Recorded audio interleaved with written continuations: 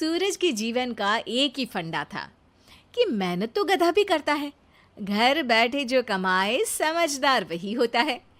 इसीलिए उसने कभी नौकरी ही नहीं ढूंढी। इस बात से हालांकि उसकी पत्नी शिखा बिल्कुल भी अग्री नहीं करती थी, पर फिर भी सूरज को समझाना बेकार था। टीवी में कैसे बनोगे करोड़पति का ऐड देखकर उसे लगा कि बस अब तो घर बैठे ही वो करोड़पति बन सकता है, और उसके पीछे उसने अपने सारे सोर्सेस एक्टिव कर दिए। 2 हफ्ते में उसके कलीग के साले के पड़ोसी के बेटे का सोर्स निकलता है जो कि उसे शो में पहुंचा सकता है, और सूरज उससे मिलने चला जाता है। अच्छा, तो हमें मुकेश जी बता रहे थे कि आप हमें शो में पहुंचा सकते हैं। हाँ, उसमें कोई तकलीफ नहीं है। मैं कल अगर कोशिश करूँ तो इसी महीने में आपका नंबर आ जाएगा। अरे ये तो बहुत बढ़िया हो गया। अच्छा, वो सिलेबस और क्वेश्चन पेपर का कोई जुगाड़ है क्या? हैं? उसका तो कोई जुगाड़ नहीं है। तो वो वाकई में कुछ भी पूछ सकते हैं? हाँ, वो तो बच्चन जी पर है, जो पढ़ते हैं वो पूछ लेते हैं। पहली कोशिश फेल होने पर अब सूरज के सामने एक बहुत बड़ा सवाल था कि आखिर जवाब कहाँ से लाए। तब शिखा ने एक सजेशन दिया, क्यों ना सूरज अपने चचेरे भाई सुमित से मदद मांगे, जो कि यूपीएससी की तैयारी कर रहा था। हालांकि इतनी मेहनत करना सूरज को समझ में नहीं आता था, पर कोई और रास्ता ना मिलने पर वो आखिर सुमित से बात करता है। अरे सुमित, हमारा कैसे बनोगे करोड़पति के लिए सिलेक्शन होने वाला है। तुम हमें थोड़े चिट बनाने में मदद करोगे क्या? अरे भैया, चिट बनाए तो सालों हो गए, उसमें हमारा एक्सपर्टीज नहीं है। बल्कि आप बोलो तो हम आपकी पढ़ने में ज़रूर मदद कर सकते हैं। हट, कैसी अनाप शराब बातें कर रहा है तू। सूरज ने सुमित को मना तो कर दिया था, पर तैयारी करने के सिवाय कोई चारा उसे दिख भी नहीं रहा था। खासकर जब 12 के पेपर लीक करने के एक्सपर्ट शुक्ला जो भी हाथ जोड़ लेते हैं। आखिर सूरज को सुमित के पास जाना ही पड़ा, और उसने सुमित और शिखा से वादा किया कि वो बहुत मेहनत करेगा। 1 महीने की तैयारी के बाद फाइनल हुआ कि शो से 1 हफ्ते पहले एक ट्रायल खेला जाएगा, जहां पर सारे रिश्तेदार ऑडियंस की जगह पर होंगे और शिखा सवाल पूछेगी। दूर दराज से भी रिश्तेदार आकर हाजिर हो गए देखने कि आखिर कैसे बनेगा सुमित करोड़पति। सब कुछ इतने में सूरज आकर अपना स्पीच देता है। ये 1 महीना मेरे लिए आसान नहीं था, पर अपने भाई सुमित और अपनी पत्नी शिखा की मदद से मैं इतनी दूर पहुंच पाया हूँ। मेरे मम्मी पापा के आशीर्वाद ने भी बहुत साथ दिया है मेरा। मैं उम्मीद करता हूँ कि आज के शो में आप लोगों को बहुत मज़ा आएगा।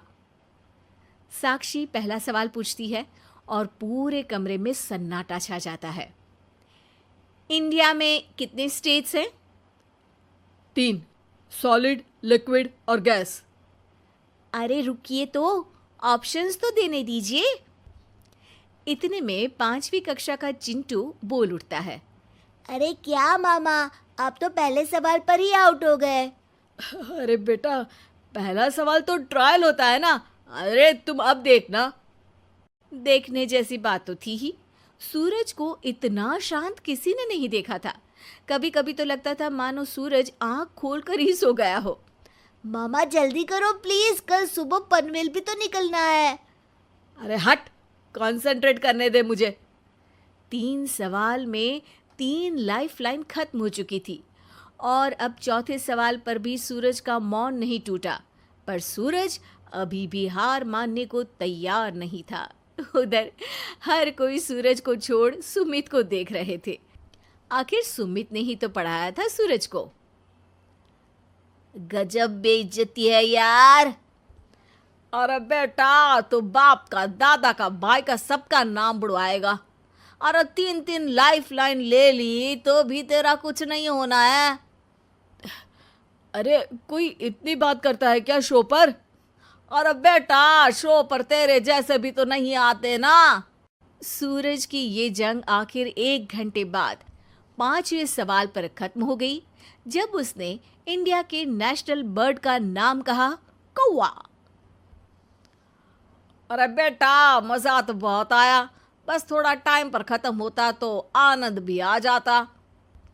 ताने बारिश के बूंदों की तरह बरस रहे थे और सूरज को भी समझ आ रहा था कि ये करोड़पति बनना शायद उसके बस के बाहर की बात है। पर वो आखिर ये बात मान कैसे लेता?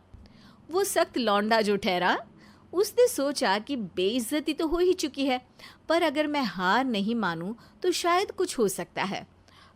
शिखा तुम देखना, असली शो में आग लगा दूंगा, आग, करोड़पति बनूंगा मैं। हाँ सब्जियां खत्म हो गई है घर पे, ले आओ।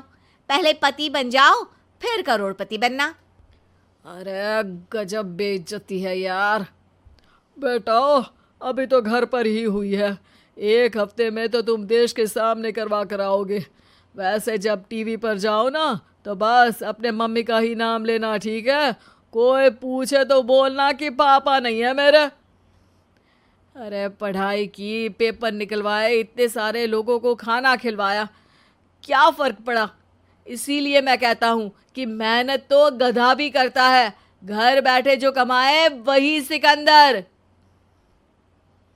लेकिन मामा, गधे भी जानते हैं कि हमारा राष्ट्रीय पक्षी मोर है।